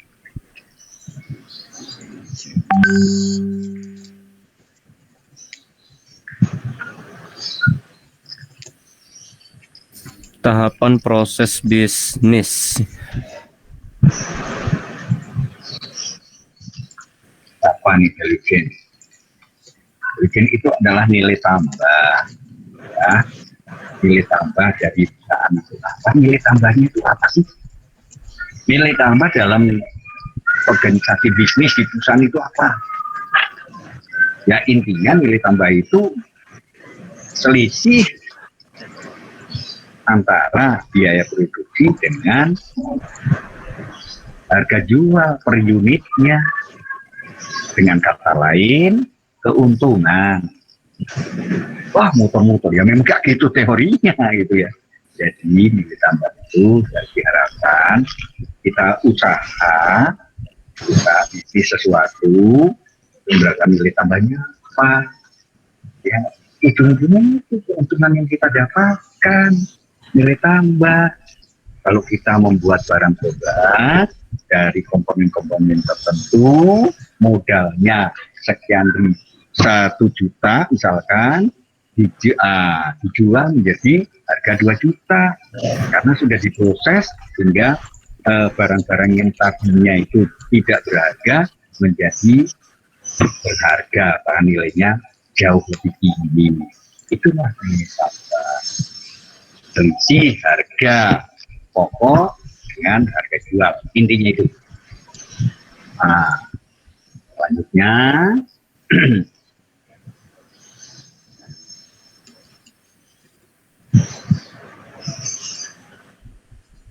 halo, saya ngingetin, tolong ya, kayaknya yang chatting kok masih sedikit yang chat ke saya sebelum saya lanjut. Gimana Pak? Halo, Chattingnya mana, Pak? Apa Pak? chat ke setiap masuk ke bergabung ke Workfluency kan di pertemuan pertama itu kan saya harapkan sudah bergabung langsung chatting ke saya gitu kan. Ini dari 14 orang kok yang chat NPM sama nama. Oh, di mana ya Pak? Di Classroom ya? Di sebelah kanan itu kan ada chatting gitu ya, chat. Oh, kirim ke saya, kirim ke Oh, saya gitu, kok Pak. belum ada Oh ini. itu Pak, ya ya. Ya. Nah, Maaf, saya maaf, ini kan, ini tujuannya, Anda kan sudah absen ke sistem kan ya? Iya, Pak. Tujuannya itu karena, maaf ini karena seolah-olah kedua ya. Ini dulu pertama kamu lupa nih, karena minggu lalu gak kuliah, jadi lupa kamu chat. Nah, ini Rizky udah ngirim. Ini tujuannya gini, kalau nanti ini saya simpan setting Anda, oh kuliah tanggal sekian, pas ini yang waktu yang ikut kuliah tuh si ini gitu loh. Oh, Kalau sewaktu-waktu ada komplain terhadap absen Anda, saya bisa bantu dengan mudah. Oh iya, tanggal sekian dia masuk. Itu karena apa? Karena ternyata sistem, kalau saya pertama menjelaskan sistem Anda sudah otomatis, itu ternyata tak ada kekeliruan waktu itu terpisah. Jadi tidak semata yang Anda itu harus absen tadi kan, absen di sistem. Kalau yang nggak absen ya nggak kerekam di sistem Anda. Nah, sistem Anda replikasinya itu berkala, maka waktu awal tadi Anda bisa lihat semuanya. Nah, ini ternyata sistem absensi Anda dengan sistem perkuliahan ini beda. Kita kan pakai Google Meet nih, belum terintegrasi dengan sistem absen. Untuk itu, ini biar nanti saya bantu Anda. Oke, makasih. Kita lanjut identifikasi Heliogene.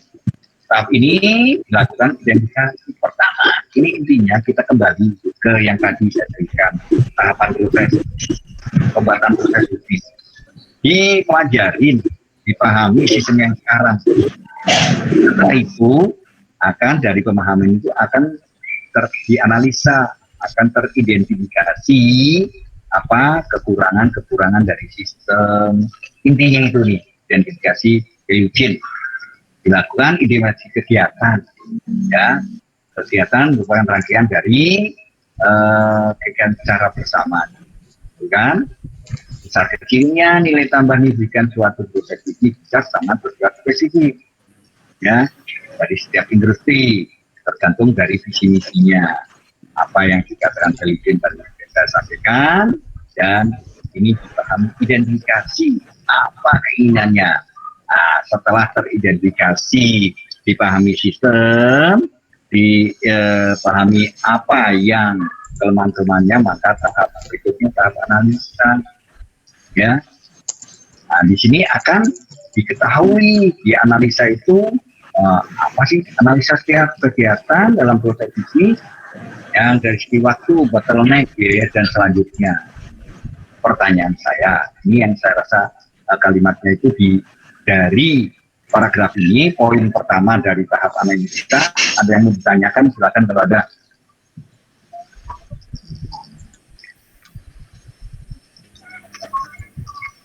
Kalau jeli, kalau Anda jeli, ada pertanyaan yang ceritanya panjang.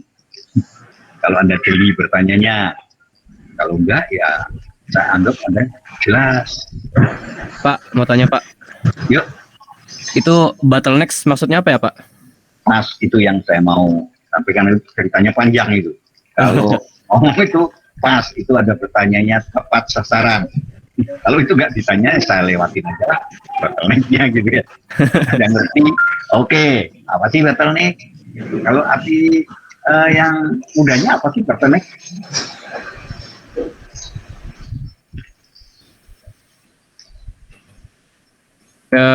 Kemacetan Pak. Oke, bener. Kemacetan apa? Sorry, ada gangguan lagi. Bocah-bocah nih,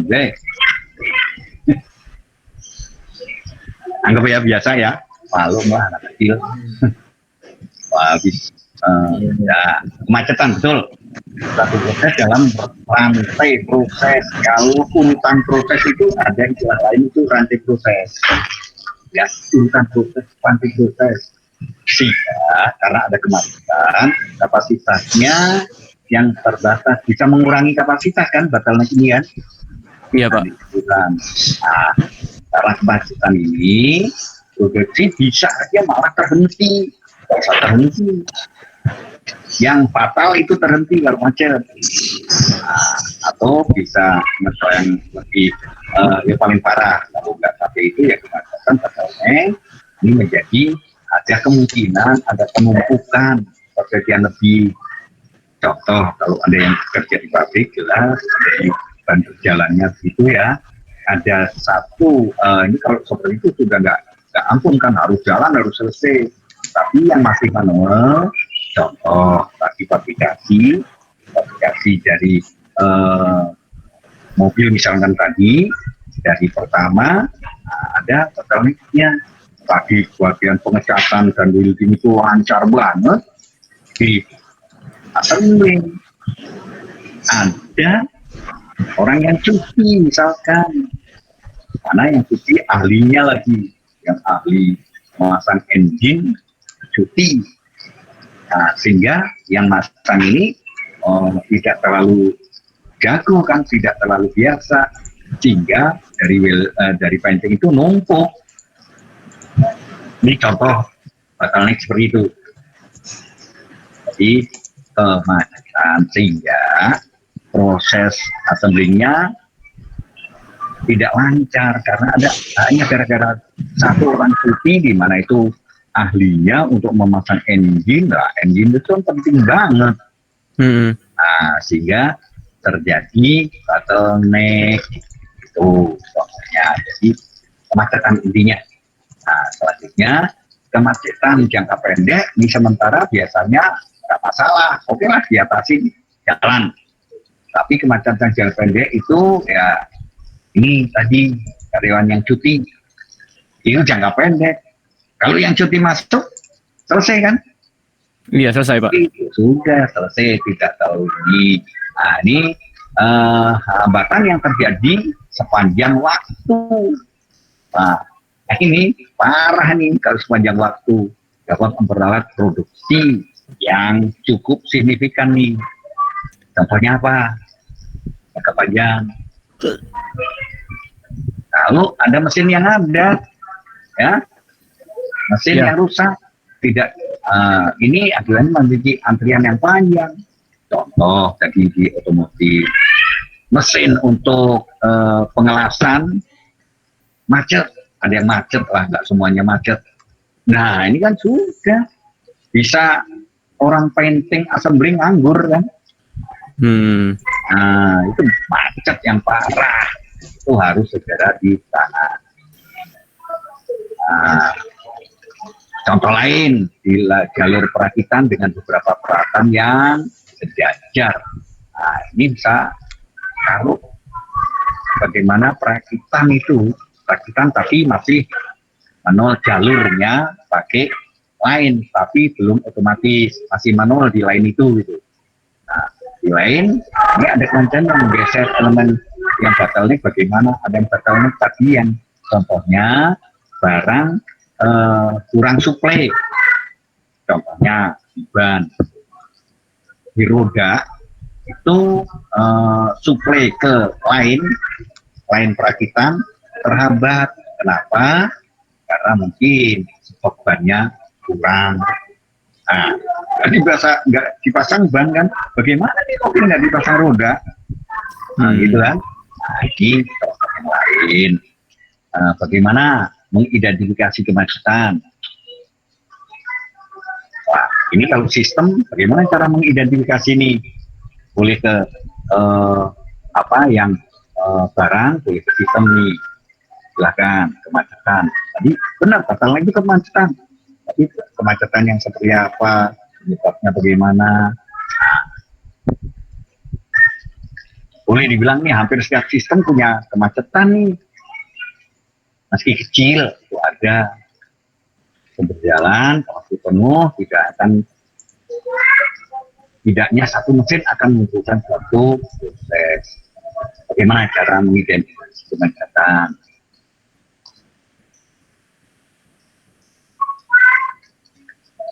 Ya misalkan kalau kemacetan kita yang sistem optimalisasi jaringan lambat, nah, itu kan menjadi macet, lambat kan? Ya ada saya aja kerja ini misalkan lagi ngoreksi tugas Anda jaringan lambat, ya saya begitu enter klik itu tunggu lama belum nongol. Nah itu oh jaringan ini yang macet. Nah, jadinya seperti itu. Ini kok macet di assembling kenapa nih? Kayaknya suplai dari welding painting lancar, tapi di assembling kenapa macet? Ini biasanya jam 11 begini sudah sekian unit, kok ini jam 11 baru sekian unit. Biasanya udah 100 unit, ini kok baru berapa puluh, 50 pun nggak ada. Ada apa ini? Nah, ini mengidentifikasi kemacetan itu, oh ternyata ya bisa on spot langsung diperiksa ke lainnya, lain aslinya, oh ini ternyata ada kemacetan di suplai ke lain assemblingnya, rodanya tidak tersuplai, roda tersuplai, ternyata stok bannya kosong. Nah ini kayaknya kalau udah saling mempelajari proses itu saling mempelajari satu sama hati-hati kapalnya ya. Oh ternyata bisa ini. Oke kita lanjut ya. Itu masih banyak juga mungkin kapasitas penuh. Nah ini kalau supply diproduksi tadi kapasitas penuh. Jadi ada lainnya yang salah satu mesinnya misalkan otomatis menggunakan kapasitasnya penuh. Di salah satu mesinnya dari rentetan itu ada di tengah-tengah kapasitasnya udah full capacity. Nah, dia mau ditambah, mau nggak bisa dicepetin lagi. Ya bagaimana? Karena udah full, sedangkan di sana masih kapasitas mesin yang lain masih ada kelonggaran, ya tentunya itulah bahayanya. Kalau menggunakan full capacity akan mengganggu produk yang lain, proses yang lain. Oke, bottleneck. Oke, Pak. Ada, kita lanjut ke berikutnya. Tahap tapi bottleneck di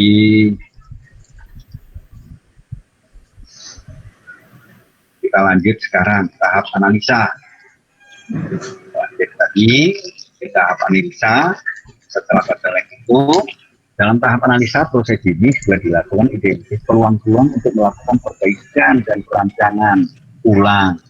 Proses ini ada proses detection. Nah ini dari tadi kalau semua sudah otomatis, ada beberapa yang sudah full capacity, contohnya ada tadi sudah dilakukan identifikasi peluang untuk melakukan perbaikan. Yang full capacity mana? Oh mesin ini untuk pemesanan apa? Untuk mesin nomor 4 katakanlah nomor di tengah. Maka jalan keluarnya apa kalau ada yang full capacity seperti itu? Ya kalau untuk manual tambah tenaga, iya kan?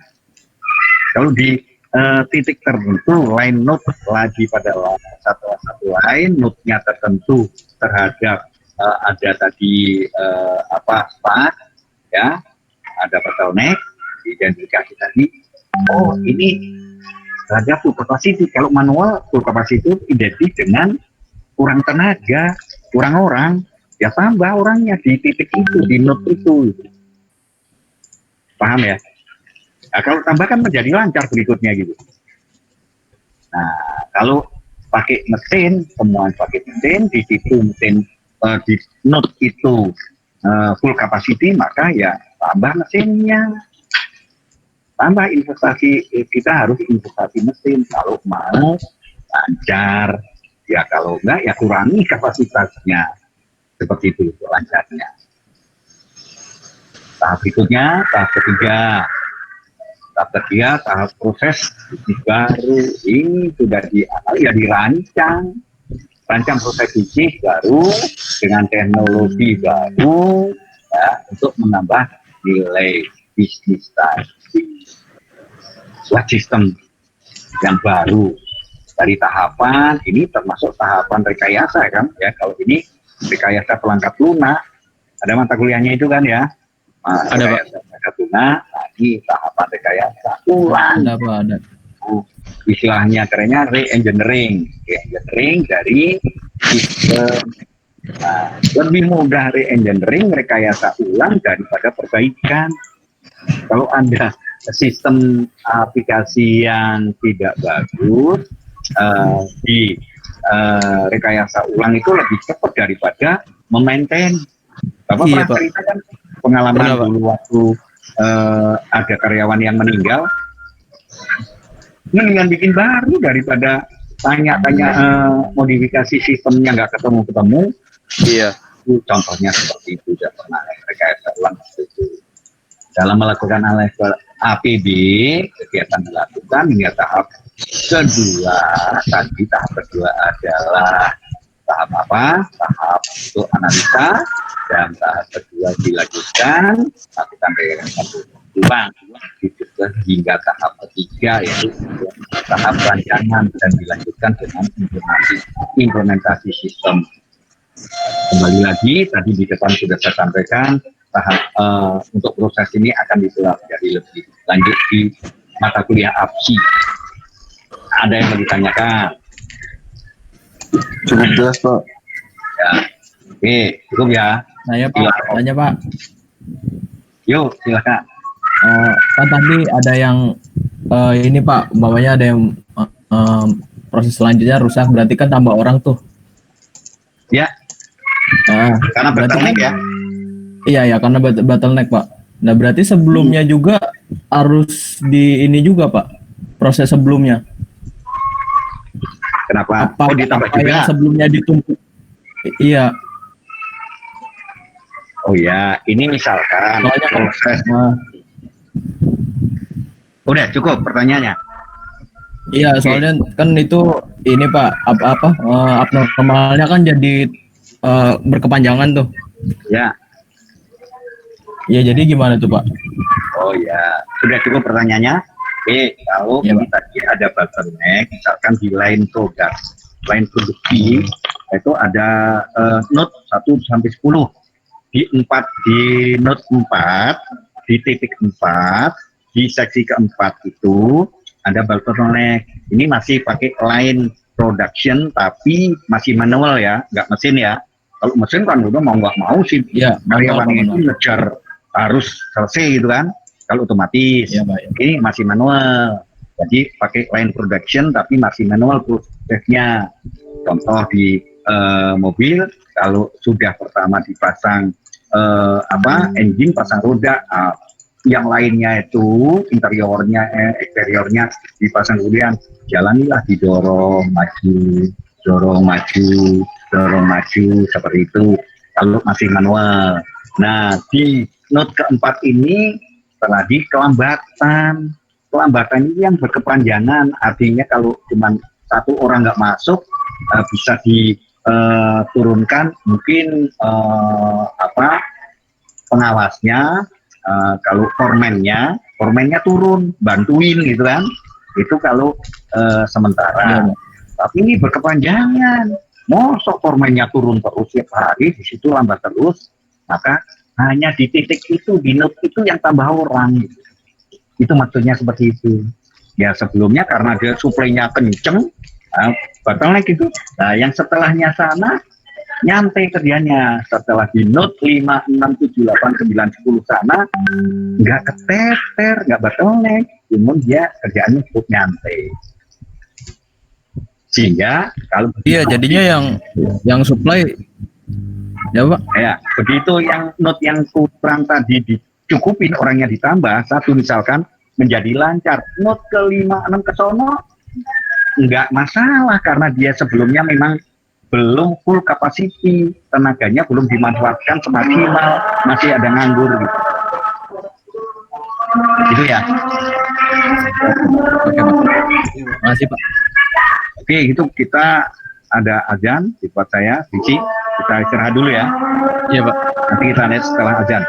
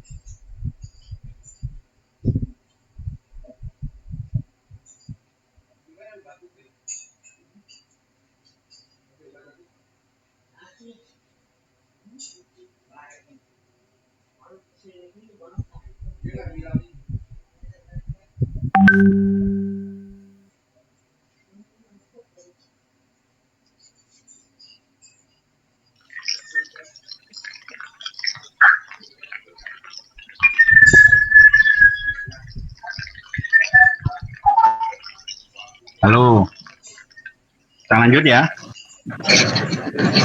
Ya, Pak. Oke, Pak. Iya, tapi mana tadi itu? Lanjut, Pak. Lanjut kita kondisi tiga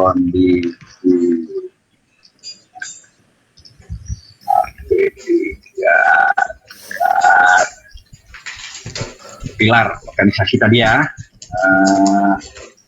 Kalau ada yang mau tanya kan silakan di pilar organisasinya tadi.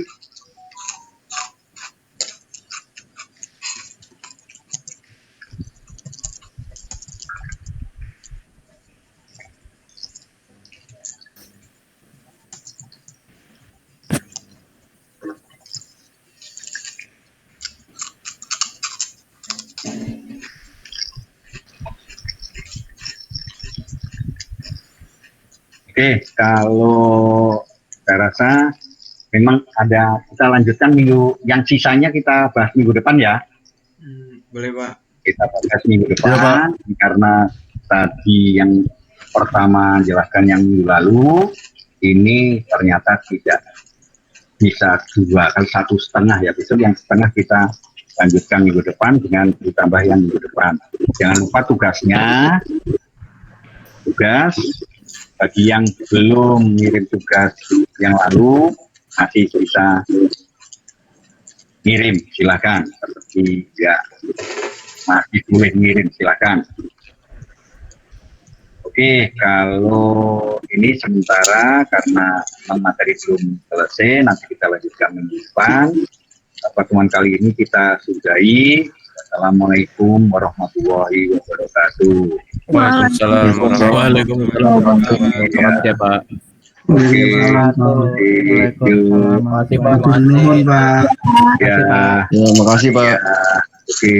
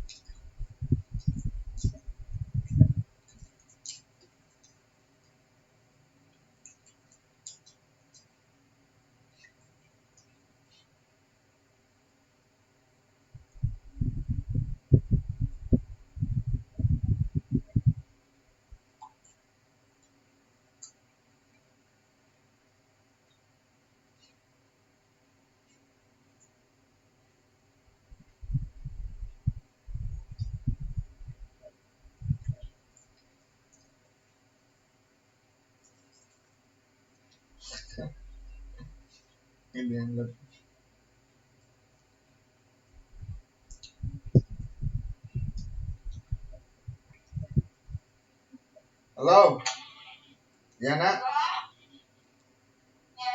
Lu di rumah kan? Buset.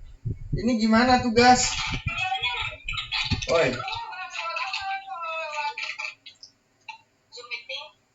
Lewat ini aja Google Meet. Lewat Google Meet apa namanya dari akun Bani Saleh. Siapa aja sih yang mau kita? Si Ibnu ya? Sama Ibnu terus siapa lagi? Lu yang gak nyatet, biasanya nyatet.